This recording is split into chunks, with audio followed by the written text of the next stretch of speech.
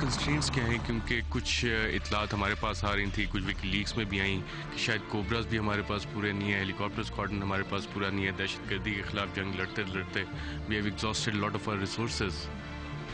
جی، technological support کی ہمیں ضرورت ہے، اور یہ ہم نے ہمیشہ سے کہا ہے کہ ہماری آرمی جو ہے، فوج، جوان، آفیسرز، وہ جو ڈاکٹرین ہم نے بنائی ہے کاؤنٹر انسرجنسی کی، وہ ابھی تک ماشاءاللہ اس طرح گراؤنڈ پہ چلی گئی ہے کہ وہ ویل ٹرینڈ ہو گئے ہیں، لڑ رہے ہیں، کامیابی حاصل کر رہے ہیں. سب سے بڑی مثال کاؤنٹر انسرجنسی کامیاب ماڈل جو ہے سوات پالاکانڈ کا، اس میں جو ہے ہم نے کافی بہتر حالات پیدا کیے ہیں. جو ٹیکنیکل سپورٹ ہے، جیسے ہیلی کاپٹرز ہیں، سرویلنس ڈیوائسز ہیں، نائٹ ویژن گوگلز ہیں، اس کی ضرورت ہے ہمیں، اس لیے کہ یہ آپ دیکھ رہے ہیں یہ کتنا پھیلا ہوا علاقہ ہے، اور ہر ایجنسی کے اپنے ڈائنامکس ہیں، ادھر آپریشن کرنے کے اپنی ریکوائرمنٹ ہوتے ہیں. تو اس کے لیے ٹیکنالوجیکل سپورٹ ہمیں ریکوائرڈ ہے، وہ ہماری کافی استعمال ہوئی ہے، اور اس کی حالت جو ہے اس وقت ظاہر ہے مینٹیننس کی اسے ضرورت ہے، فنڈز کی اسے ضرورت ہے. تو اس لیے any kind of technological support is welcome. اس میں امریکہ نے ہم سے بہت سارے وعدے کیے تھے. جب صدر بش موجود تھے اس وقت بھی کہا گیا کہ جی کچھ 60 کے قریب کوبرا ہیلی کاپٹرز دیں گے، اور میری اطلاع جو کہ شاید غلط بھی ہو سکتی ہیں، غلط ہیں تو اپڈیٹ کر دیجیے گا، کہ 2009 تک تقریباً 37 یا 40 آئے تھے ہمارے پاس تھے آپریشنل حالت میں، اس میں سے صرف 16 رہ گئے تھے.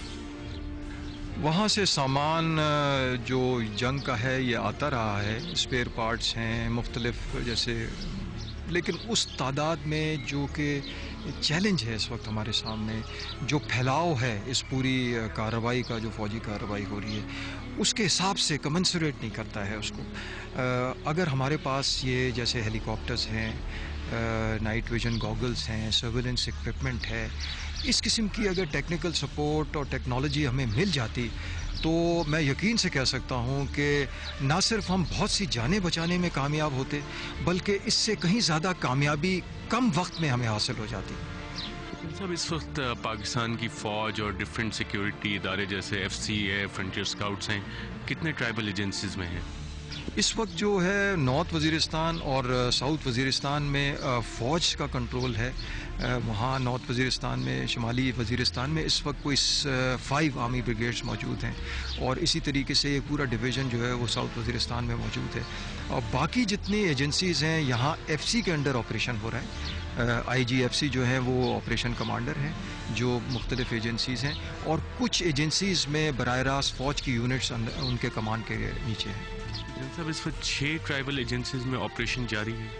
نہیں، آپ اس طرح نہیں کہ دیکھیں باجوڑ میں آپریشن ہو چکا ہے کامیاب.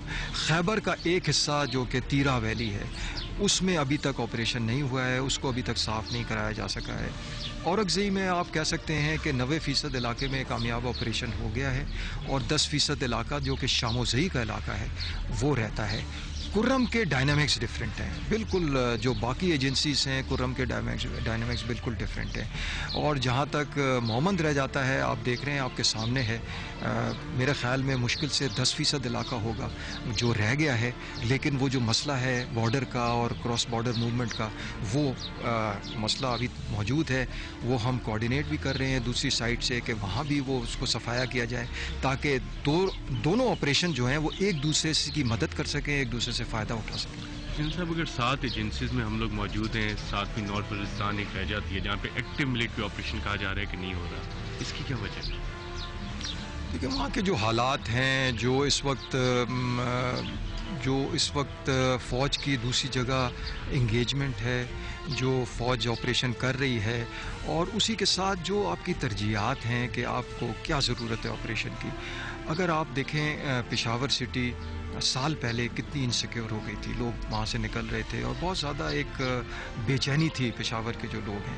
تو اس لیے ضرورت اس بات کی سمجھی گئی کہ جی اورکزئی جو کہ گڑھ بنا ہوا تھا پشاور کے سارے مسائل کا، اور مومن جو کہ شمال سے، اگر آپ دیکھیں تو پشاور کو شمال سے مومن کے راستے جاتے ہیں، تو اس لیے ضروری سمجھا گیا کہ پشاور کو سیکیورٹی فراہم کرنے کے لیے یہ 2 علاقے ان کی ترجیح زیادہ ہے آپریشن، ایکٹیو آپریشن کرنے کی، اور اس کے بعد پھر دوسرے علاقے علاقے کی طرف دیکھا جائے گا. تو یہ اپنی ترجیحات ہیں اور اپنی جو خطرات ہوتے ہیں اس کے تجزیات ہیں, اور ہم نے ہمیشہ کہا ہے کہ ہم ان چیزوں کو سامنے رکھ کے اور اپنے مفادات کو سامنے رکھ کے آپریشن کریں گے. جو یہ تاثر ہے ادھر میڈیا میں ہے یا کچھ پبلک کے سیکشنز میں ہے کہ جی کسی کے کہنے پہ ہم دوڑ پڑتے ہیں آپریشن کرنے کے لیے, یہ سب چیزیں آپ کے سامنے ہیں. اور میں آپ سے خود سوال کرتا ہوں, کیا یہ شمالی وزیرستان کا یہ قصہ جو ہے کتنے عرصے سے چل رہا ہے؟ تو کیا ہم نے کسی کے کہنے پہ وہاں ایک ایکٹیو آپریشن شروع کر دیا؟ تو مسئلہ کہنے کا مطلب یہ ہے کہ اپنی ترجیحات ہیں اور اپنے مفادات ہیں اور اپنے جو بھی اس وقت وسائل ہیں ان کو دیکھتے ہوئے ہم نے آپریشن کرنا ہے, نہ کہ کسی کے کہنے پہ اور کسی کی باتوں میں آ کے. جلسہ آپ نے وسائل کا ذکر کیا, اگر کولیشن سپورٹ فنڈ ہمیں ٹائم پہ ملتا, پوری ری انبرسمنٹس ہوتی, جس طرح اکوپمنٹ کی بات ہے, وہ ٹیکنالوجیکل اکوپمنٹ بھی امریکہ نے بہت سارے وعدے کیے وہ نہیں ہے, اگر یہ ساری چیزیں بر وقت ہو جاتی تو جو امریکہ مطالبہ کرتا رہا ہے نارتھ وزیرستان کا, تو ہماری ترجیحات میں وہ آ جاتا ہے, کیونکہ اب بھی ریسورس کنسٹرینٹ بظاہر جو میری ڈیفنس اینالسٹ سے بات ہوتی ہے وہ کہتے ہیں ریسورس کنسٹرینٹ سے ہم نہیں کر سکتے. یہ مسائل حل ہو سکتے تھے. دیکھیں, وسائل کے علاوہ جو ہے ایک تو اپنی ترجیحات جس کا میں نے ذکر کیا, اور دوسرا یہ ہے کہ صرف ملٹری آپریشن سے اگر مسئلہ حل ہوتا تو پھر یہ ملٹری آپریشن ہم کب کا کر کے ختم کر چکے ہوتے.